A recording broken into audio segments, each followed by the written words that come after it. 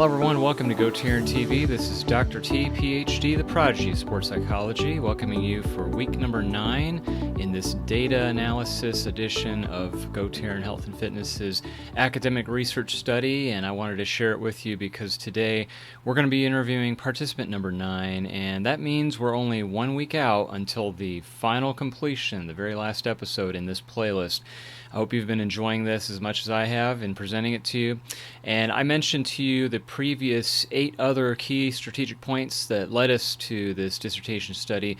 And today, as I mentioned, it is the 9th key strategic point, and that is the data collection. That's right. How did we come to sampling this final 10 that I'm bringing you every single week?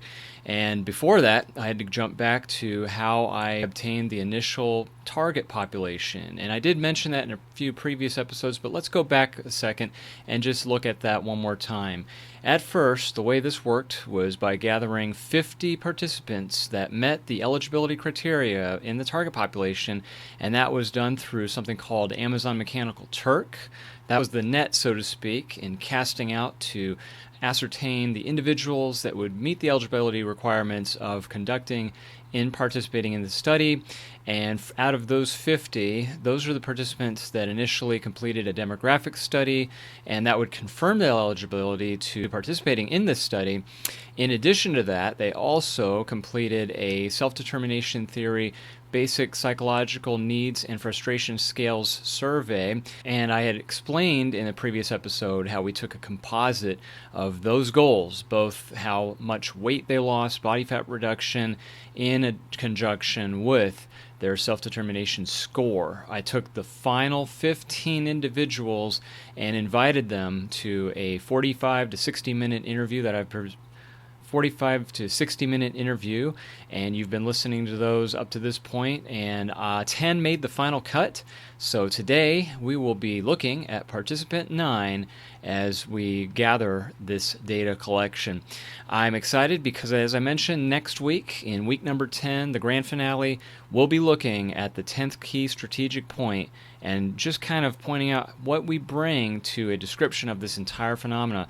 So I can't wait to show you that. But before we get there, as I mentioned, we're looking today at week number 9. And I'd like to ask everyone out there, if you please be so kind as to like this video, leave us a comment, and share it with all of your friends and family out there. So without any further ado, here comes the interview with that participant right now. Okay, it is recording, and I want to, first of all, ask if the participant on the phone call here with Zoom can hear me okay? I can. Great. Okay. And also, I do want to tell you, thank you very much for being able to take us up on this offer to do this Zoom interview follow-up from the survey that you filled out. You previously submitted a questionnaire and survey on this, what is to be a dissertation study. And the purpose of this study is to examine how millennials describe self-determination as a contributor to realizing their current personal training goals. And so from the documents you've already filled out with us online, we've gone through and have seen that your composite of high goal attainment as well as your high self-determination should be very beneficial in helping us kind of build a profile of millennials and how your self-determination relates to millennials' goal attainment of weight loss and body fat percentage and everything else that goes into personal training. So the length of the interview will go about 40 to 60 minutes. I do want to let you know that the questions will be very open-ended. You could take as long as you want to answer any of the questions. There's no right or wrong answer. And there'll be a lot of follow-up questions, and some of the questions might feel repetitive, but we're just trying to really hammer down some concise, consistent answers here as we go through them. And also, I do want to go ahead and acknowledge the consent forms, first of all, which you did provide to me. Can you please confirm that you did sign and acknowledge the consent form for the survey that you filled out? Yes, correct. Okay, great. And did you also please let us know if you understood and acknowledged the consent form for this interview that we're about to proceed with? Yes. Great. Confirmed. Perfect. Well, one of the things I wanted to highlight to you is that I'll never use your name. You're going to be completely confidential and anonymous. And that is very important as we're going to maintain confidentiality at all times, and keep your identity anonymous. And all the information that you provide to us, which will be recorded, will be data that's going to be stored on an encrypted, password-protected computer, and will only be accessible to the researcher, which is myself. And one other thing, too, you have the ability to stop this interview at any time without any consequences. So anytime you feel uncomfortable for any reason or would like to stop the interview or for any other reason, it's completely within your control. Okay. Great. Before we start the interview here and kind of get going with the first question, let me just please kind of give you an illustration of what brought this study to where it's at. It's a qualitative descriptive study, as I mentioned, going towards the final dissertation of myself, which I'm trying to attain a PhD in sports psychology through Grand Canyon, University. And so one of the biggest overarching question that I had on this study was, how do millennials describe self-determination as a contributor to realizing their current personal training goals, which we'll talk a lot about. My first research question, which is a subcomponent of that overarching question, was, how do millennials describe their self-determination in terms of autonomy, competence, and relatedness? And through your survey, you've already answered this first research question. That first research question, which, again, I'm going to give you some more definitions of what we're looking for when we talk about autonomy, competence, and relatedness. But from the answers you provided to us, those items were specific to yourself in terms of how your self-determination was. And now that we have that, moving on to the research question number 2, which will be pretty much looking at the first part of this interview. How do millennials describe autonomy as a contributor to realizing their personal training goals? Now, just before we jump into what we're looking at for autonomy, let's define autonomy for a second. Autonomy is defined as the desire to be causal agents of one's own life and act in harmony with one's own integrated self. So what does that mean according to self-determination theory? That's an individual who's very independent, or for lack of a better word, very autonomous. So for example, when you answered the questions on the survey under items like, I feel a sense of choice and freedom in the things I undertake, that's a person who's highly autonomous. Or I feel that the decisions reflect are what I really want. I feel my choices express who I am. I feel I've been doing what really interests me. If you answered hi to those, which you did in your survey, then we're taking it that you very much have a high level of autonomy. Now let's take that into consideration for what we're talking about here with personal training goals. So my first question to you is, before I ask this question, do you pretty much have an understanding of that definition of autonomy? Yes, Okay, sure. great. Okay, good. Just want to make sure. And now let's go ahead and ask you the first official question of this interview. Can you please describe whether you had some degree of autonomy, or to what degree your autonomy was in realizing your personal training goals, whether there was none at all thanks to autonomy, or maybe small amount of autonomy, or a moderate amount of autonomy, or large amount of autonomy? How much degree of autonomy do you credit towards your personal training goals? And would this be like a ranking, or is it something that I can just kind of explain? Yes, and yes, to your question there, absolutely. You could rank it, you could give it a percentage, and then a very kind of descriptive way of how autonomy related to you achieving personal training goals. Sure. So I would probably say, to a certain degree, half of a percentage autonomy, probably 50%. I'm one of those type that do love to try new things when it comes to workout related things. So just trying different, I guess, workouts, if you will, whether it's, a friend recommending me to a specific workout facility or a different type of routine. So love trying those out, which is why that explains the 50% autonomy, because I am definitely, open to the recommendations of others when it comes to specific workouts. But other than that, the other half of the autonomy is me making my own decision and having a frequent membership to, a specific, workout facility that I go to, often. So it's, I would say to some degree, it's 50-50 on that. Okay, good, good. No, that helps out a lot. And can you please now go into a little bit of detail, further exploring what does that autonomy look like? And maybe give us an example or two, if you don't mind, of when you're working out with a personal trainer, for example, and your control of the workout session. In other words, for example, you are wanting to do certain exercises and you're wanting to do the certain program and how that aligns to your trainer. Can you kind of go into that? Maybe give an example or two, please? Sure. I would, the main example would be, specific things that I'm really targeting for myself when it comes to taking these specific classes and training classes Mm-hmm. when it comes out. So, it's really for me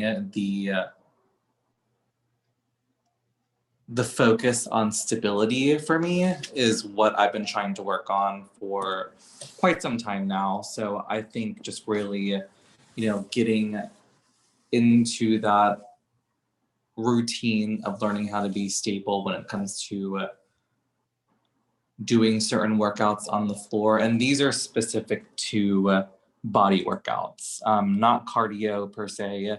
It's really me doing body weight workouts, Mm-hmm. just get more used to stability just because I am lacking there when it comes to being stable when doing specific workouts. So that has been, it's not a specific, body part that I'm working on, but it's just an overall goal that I have been wanting to achieve, and it's working. Good, good. That's very good. And how about this question here? In terms of your autonomy, and when you think about your interests, because you just mentioned about goals and wanting to achieve them, for specific interests that you have, how would you say that your taking these classes and workout sessions and such have aligned with your interests? Would you say that overall there is some level of match there and connection between your personal interests and how that workout plan has been working out for you? Yes, absolutely. I would say it has influenced me greatly just because I do also some not intramural sports, but I do some sports outside of the gym. So Mm-hmm. it's really improved me focusing on my stability has really gained an influence on how I operate outside of the gym. So again, that goes back to doing those intramural sports that I Mm-hmm. do. Good. Now, in the gym, in the fitness center, and during your workout sessions, and when you're working towards your goals, can you please think of an example where you were given a sense of choice or your own freedom and your own decision making? What that looked like in any type of your workout sessions and doing the workouts did you experience some type of choices and freedom and your own decisions? If so, what did that look like? Absolutely. So this is more describing a class setting. Mm-hmm. Class setting, I was doing something that I was very more comfortable with, and it all depends on the day. But one specific day I can definitely remember is when I was first getting into the whole stability training and learning how to, get back into the groove of, working out and, in better shape. Mm-hmm. So really learning it was learning how to basically balance myself with a plank. Not definitely good with that. So, Mm-hmm. me and then the workout instructor really just focused on, alternative options that gave me the ability to still achieve what I wanted to go in the class for, but just in a different way than the others were doing in the class. Mm-hmm. What about, can you mention or think about, was there ever a time where that instructor gave you positive reinforcement or positive feedback? And if he or she did, how did that relate to your own internal motivation and your sense of autonomy? Was there any time that might have happened? Yeah. So the gym that I go to, you know, very personalized service, which is why I need to go there. You know, that specific instructor, you know, learned more about me and getting to know me throughout the sessions. And, you know, we tried the plank again. Again, it was really hard for me to balance, which is why I was focusing on stability. So just doing the alternative route and then eventually getting into, you know, being better at a plank versus being, you know, a guinea pig at doing the plank. So just really striding me into making sure that I am easing myself into the plank without, you know, overexerting myself. So definitely a great experience with that instructor, with, you know, being more personalized, offering that service, and, you know, getting to me where I need to be. Good. Was there ever a time that you could think of that you just felt like when you went to the gym and before your session and your workout, in your mind you thought, I have to do this, or for example, it felt like maybe a chain of obligations? Did that ever happen that you can recall where that might have had that experience? For me, actually, no. You know, just something, again, more of a, fitness is definitely something, I would say, a lifestyle, but it's something that I am trying to gain confidence of, which I have over, you know, the years into, you know, working out may not be everyone's cup of tea. But I would say, you know, going to the gym is really something that I look forward to, because it's just my ultimate end goal is to better myself, both, you know, food wise, healthy lifestyle wise, and then, you know, obviously image wise. Let's talk about that last part you just mentioned about image wise. And can you kind of describe what the link is between your own autonomy level, but how that relates to wanting to improve your image? How important is that, you know, that whole improving your image? Are we talking body image and your mindset, or what does that look like?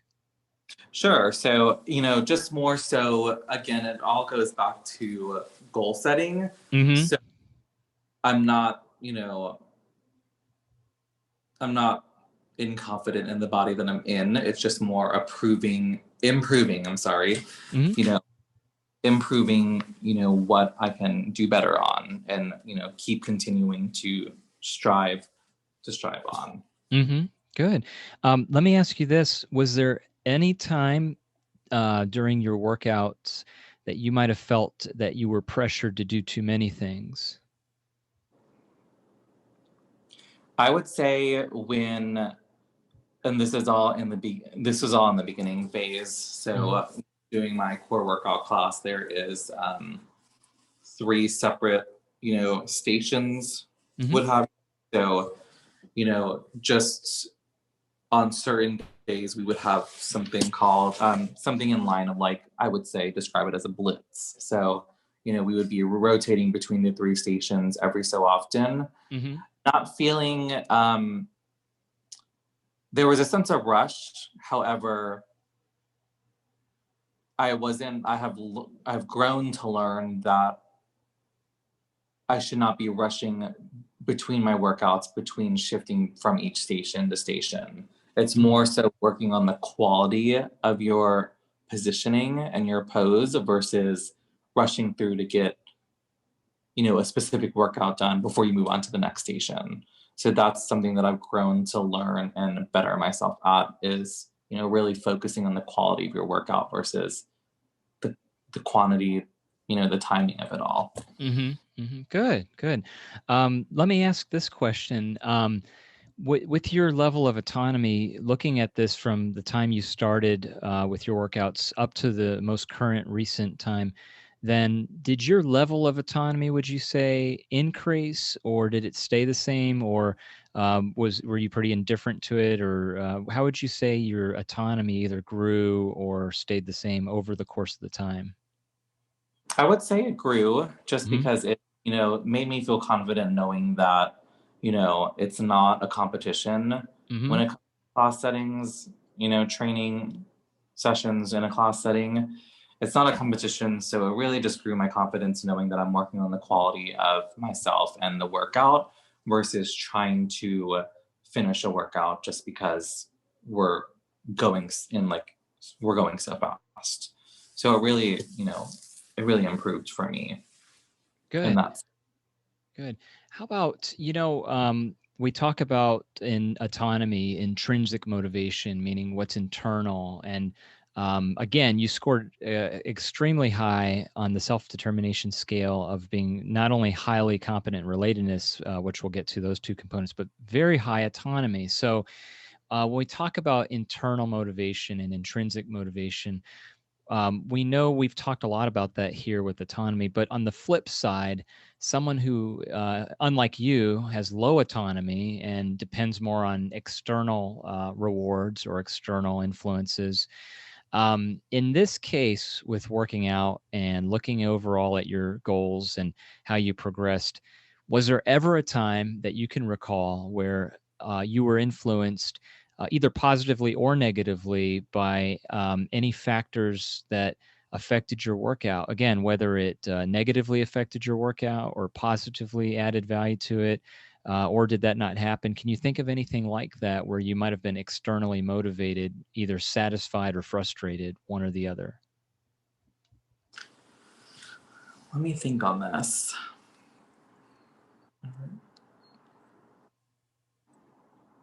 Any influences by any factors that affected my workout? Let's see. Any kind of external forces beyond your control?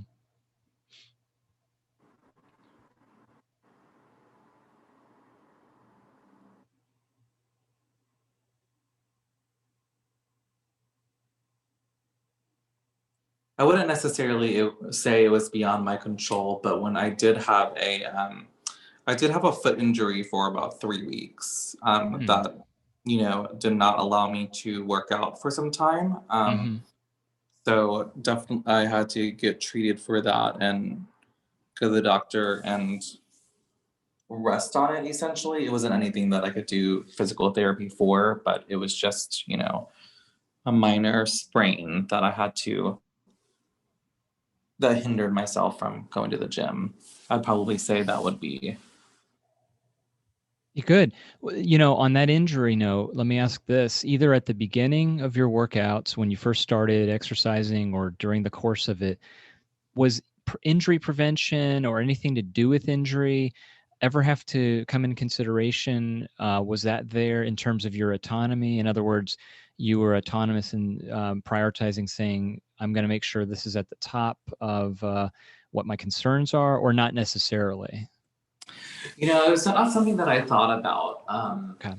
to be completely truthful. I Okay. would say, you know, it was more of like the physical ability of, working out, getting in better shape. That was more the motivation, but not necessarily factoring in safety. Of course, being safe when you're doing the workouts. That it never really occurred to me just because of, the workouts that we were doing, I guess I would say more cautious of more of like the physical pain if something were to happen, like if you dropped like a dumbbell or tripped on a treadmill, but never really thought about, body wise about, sprains or things like that. Okay. Sure.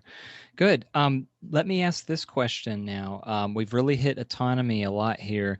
And before we proceed on from autonomy, when you look at overall and, your whole program of exercise and trying to achieve your goals, how successful were you in achieving your goals thanks to autonomy?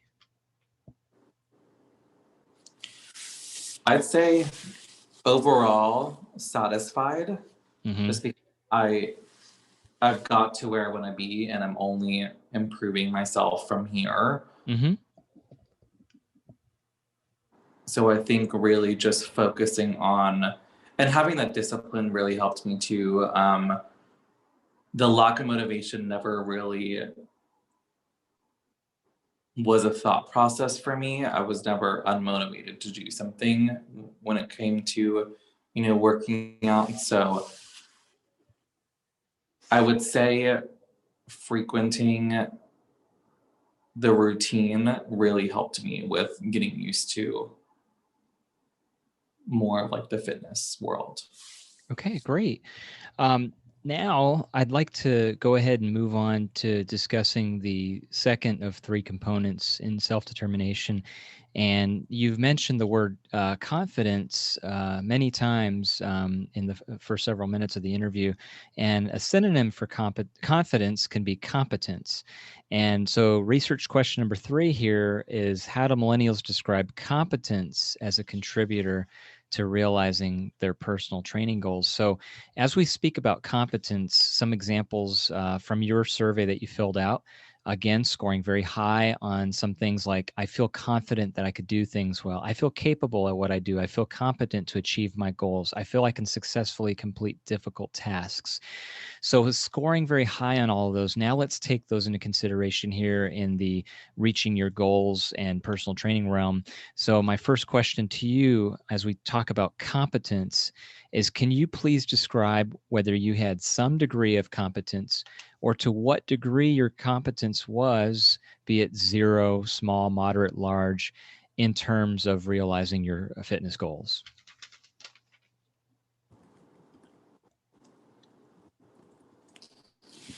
I would probably rate that describe to some degree. Let's see, competence in terms of realizing fitness goals. I'd probably say go into it. I went into it very moderately. Being where I was, a year ago versus now, I'm always still looking for ways to improve, but I would say a moderate degree of competence, just because starting off with my main goal being stability, and then working my way up and getting a lot better at it, and really learning the quality of the workouts and focusing on taking my time, really in the end helped me out with having more competence when it comes to the different workouts that I do. Good. Specifically now, taking a little further on the really challenging and very difficult workouts, how would you say competence influenced you with successfully achieving those different tasks? Yes, the form and the quality of the form really helped me out. It took some time for specific workouts, but if it were to be one thing, it was the form. Working on my form was the best way to achieve my goals. Good. And with that, on the flip side of it, before I ask this question, so I'm under the impression, would you say then, how did your competence go from when you first started your program leading up to most recently? Did it increase over time? Yes, definitely increased over time. Okay. So when you think about the first part of when you entered into the program, were there any times, and if there were, please, if you could think of any examples, that you might have had serious doubts about whether you could do those exercises well? There were definitely times where I had some doubts on more so the length of the workout, if that makes sense. I'd say, for example, working on my form and being better at certain workouts with this class, I would say there were more challenging days than others, definitely. But for example, the rowing machine that I've gained quality and competence over the last year. So depending on the day, there's always, you know, some days where you're doing like a 5,000 meter row where it, you know, when you're doing it at one time versus breaking it up into specific segments, that's where, you know, that's where sometimes I would, you know, feel that dreadfulness that, you know, comes along with it, but definitely fighting through it and making, you know, one goal bigger than the other. So eventually, you know, improving my timing with, you know, 5,000 meter row or, you know, things like that. So definitely would be specifically that. Good. Good. And let me ask you this, on any of those exercises of improving your stability and reaching your goals and really feeling that your competence level was increasing over time, was there any time where you received any kind of positive feedback? And if you did, how did that affect your own need for your own competence? Absolutely. So definitely more of the motivational training from our instructors that of the gym that I go to. So they definitely, you know, are 5-star when it comes to remembering your name and, you know, personalized service, you know, even during the workout in the class setting, you know, they, you know, they would go up to you and, you know, check on you versus, you know, waiting until the end or the beginning of class. They are very good at that. I would hands down say that.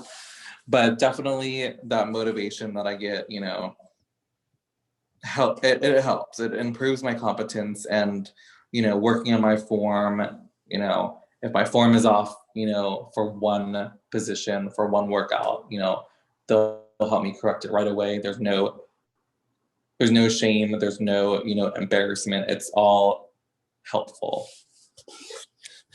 Good. Good. And on the flip side to that question I just asked you, hypothetically, if an instructor or trainer was not giving you positive feedback or even maybe giving negative feedback, would that then influence your own competence level? I would say it would not influence my competence level just because it is a, you know, feedback is key. That's the way I look at it, whether it's a positive, but it's always a room for improvement. So my competence wouldn't feel any different or any less. Good. Let me ask this question, another hypothetical. Let's say from everything you've learned in your program, now that you've increased your competency level, hypothetically, you are the trainer or you are the instructor. How competent would you feel of being able to appropriately instruct or train a novice beginner who's brand new into the fitness center?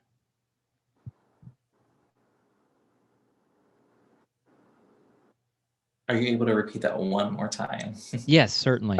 So the question is hypothetically, is if you were to become now the fitness trainer or fitness instructor, how competent, pardon me, would you say you would be in being able to properly instruct and train someone who's brand new and is a beginner or a novice in the fitness center? I feel like I would be pretty competent, just learning, you know, what I've learned over, you know, as long as I've been going, you know, and learning from them the type of personalized service that they offer. I almost look at it, that's a really good question. I almost look at it as if what I do, you know, for my career is, you know,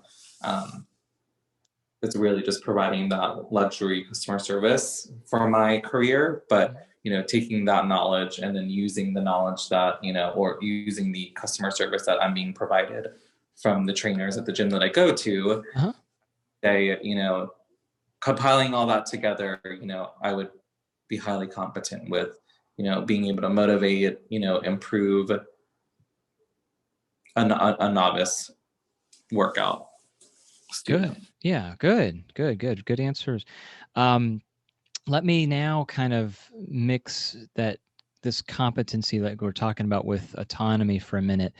How would you say your own level of autonomy and competence, if they do at all, play together or are related in terms of realizing your own goals? Is there some relationship there between your autonomy and competence when you're in the gym? And if so, can you please explain? Sure. I would say, the level of autonomy and competence, it honestly relates to my personal life as well, or my personal and professional life. Mm-hmm. When it comes to that, I would say, you know, with my career, it's very, almost like a it's almost like a 24/7 operation. I'm always there for them, but practicing work-life balance, and that really comes with, everything that I do outside of my professional life. Mm-hmm. I think it really coincides with each other of me, practicing that balance outside of work, and then always practicing that balance while I'm at work. So I think it has a really good balance between the two. Good. Excellent. Let me ask you this question. We're only talking about competency here on this question here.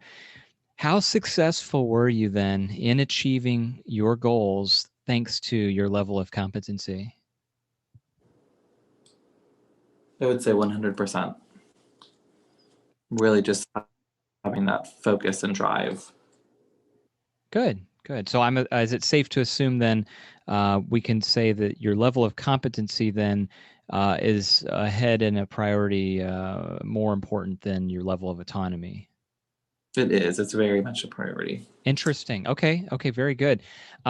I'd like to then move forward to the third component here known as relatedness. And once again, scoring very high on the survey. When we asked you how your relatedness was as a factor in self-determination, we were talking about things like feeling about care for the people around you and that they care for you, and feeling connected with those people who care for you and that you care for them, that you feel connected with them, that you experience a warm closeness with those people that you spend time with. So in this case now, we're bringing that into the personal training fitness realm. Okay. Another word for relatedness is belongingness, the willing to interact with, be connected to, experience care for others. Does that word relatedness kind of make sense then as far as, okay, good. So that's the definition provided by self-determination theory. And that brings me to research question number 4 of our study, which is how do millennials describe relatedness as a contributor to realizing their personal training goals? So in this case, your relationship with your trainer or instructor, this is my first question on this section. Can you please describe whether you had some degree of relatedness or to what degree your relatedness was in realizing your goals, whether it was none at all, small, moderate, large? What did relatedness look like in achieving your goals? It actually exceeded my expectations because I went into it, I went into this gym not really,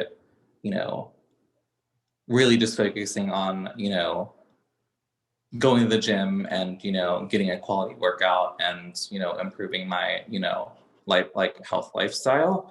So actually exceeded my expectations where I mentioned a few times in this interview that we're going through right now that the personalized service was not something that I was expecting at all.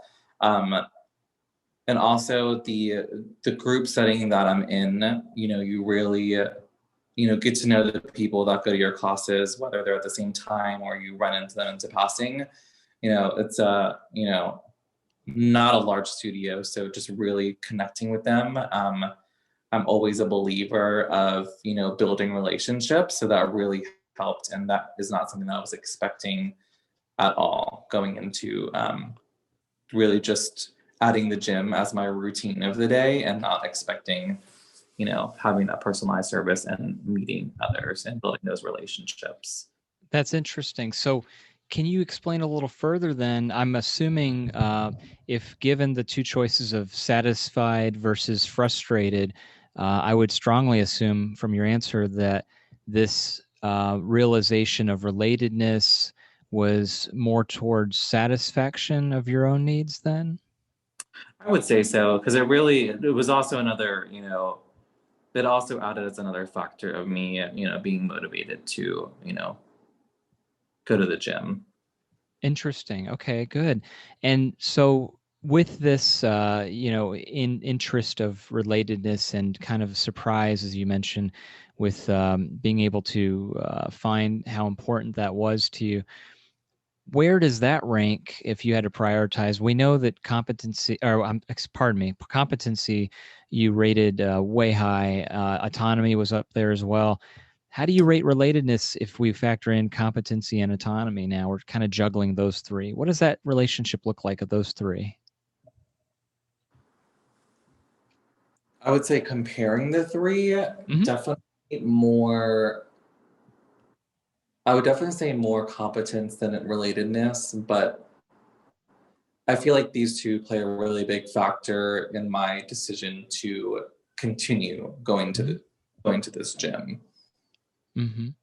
And that's good. Can you please go into a little further detail of some examples, specifically any stories or times where you definitely had an epiphany or definitely realized that relatedness was demonstrated by any of the trainers or instructors? Did that ever happen where now you look back in retrospect and you can definitely say that that was a time where they might have cared for you or showed warm closeness to you? Any times come up like that? Sure, I would say relatedness in a way of me express. I would say me expressing the fact that I'm in the industry where customer service is definitely a big deal and definitely highly sought out, like highly looked out for. So letting them know, I know for one instance, after I knew that I was being offered this great service that I was not expecting at all. I let the studio manager know that I'm in another form of I'm in the hospitality industry. So just letting them know that what they're doing and what their model is, whatever it may be, is working. Just really appreciating that the personalized service and getting that from them. Mm-hmm. On the other side of the coin, can you recall any time in your workouts at the gym?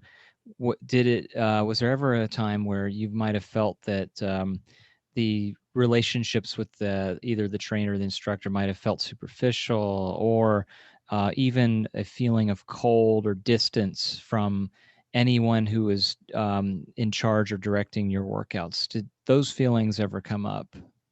Not at all.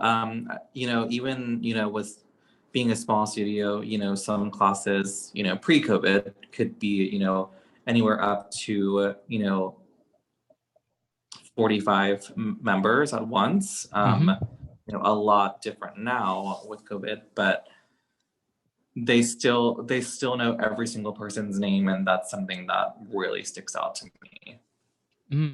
Interesting.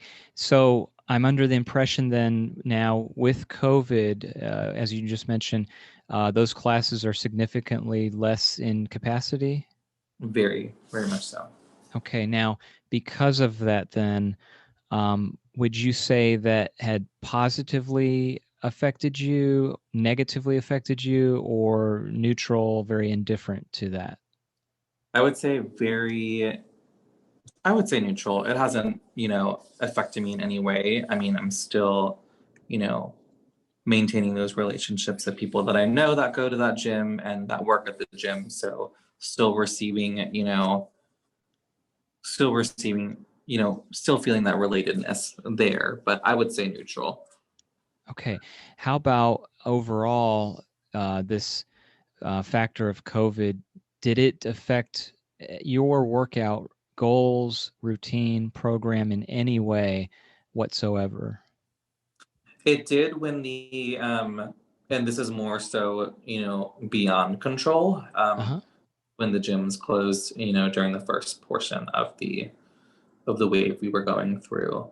So just as other gyms, I wouldn't, specifically, have this gym that I go to stand out, but, I'm sure a lot of, companies did it as well, but, just, recording, home workouts and being able to do that from home, and still being able to get a good core workout without, specific equipment, because I didn't have a home gym at the time, or I still don't, but it was still, able to get workouts and still have a quality, productive workout without having, official gym equipment. So they were able to, compromise and, make things work, the things you could find, around the house, for example. So.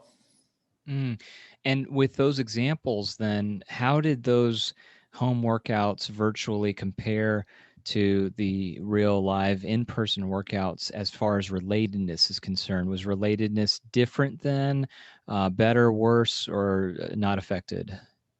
I would say it was, it's very neutral. I would say, it wasn't any. Good. Oh, no, I'm sorry. I cut you say, off. Pardon me. Sorry. Sorry.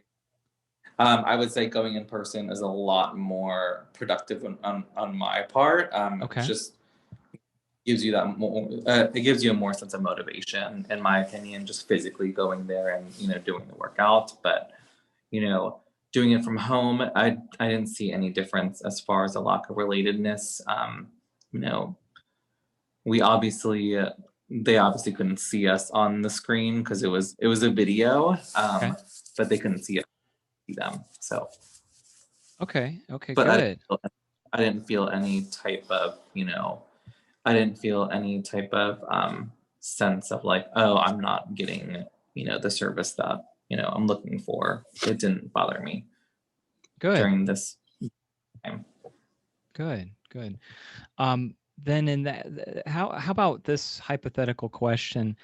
If one of your trainers and instructors was kind of cold and disconnected, and let's say they were very robotic and mechanical, not providing any type of warmth or care or closeness to you in the workouts, still giving you the service of the workout, but not necessarily, as you mentioned a few minutes ago, giving you that quality, high level of service, but just almost feeling like they were just forced to be there with you. How would that affect your level of relatedness to that trainer or that instructor when you're working out with them? I feel like it would change, just depending on how often. If it was a one-off, completely different story versus, feeling that every single time I go there. So I feel like it would change, but it would take a lot for me to make that decision to feel that way. Okay, good. Overall, let me ask you this question on relatedness in this case. How successful were you in achieving your goals thanks to your level of relatedness at the gym?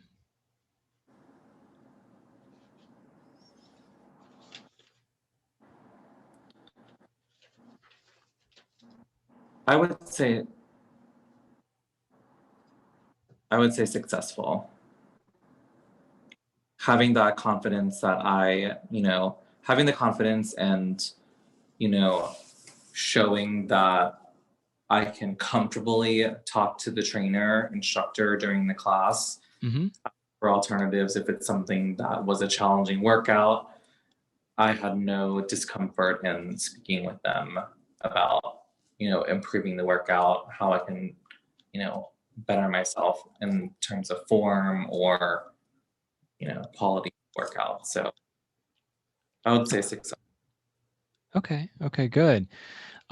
This next question then, as we move forward from relatedness, has to more now do with the overall picture here. When we're talking about autonomy, competence, and relatedness, as we mentioned, those are the components, according to self-determination theory, that make up one's intrinsic motivation, or in other words, their self-determination.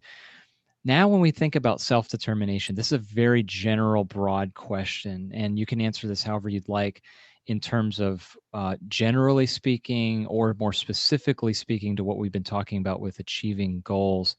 So here's my question to you. How does your generation, the millennials, anybody who's 24 through 39 years old, how does your generation compare to other generations in terms of self-determination?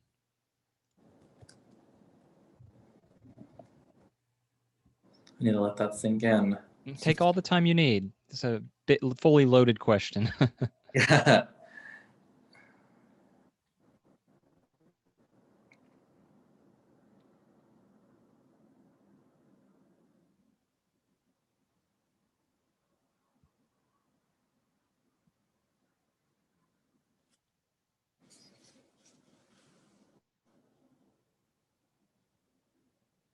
So let me know if this is something that, you know, I know there's no right or wrong answer, but it's something that, you know, not, you know, kind of, you know, thinking about it in my head.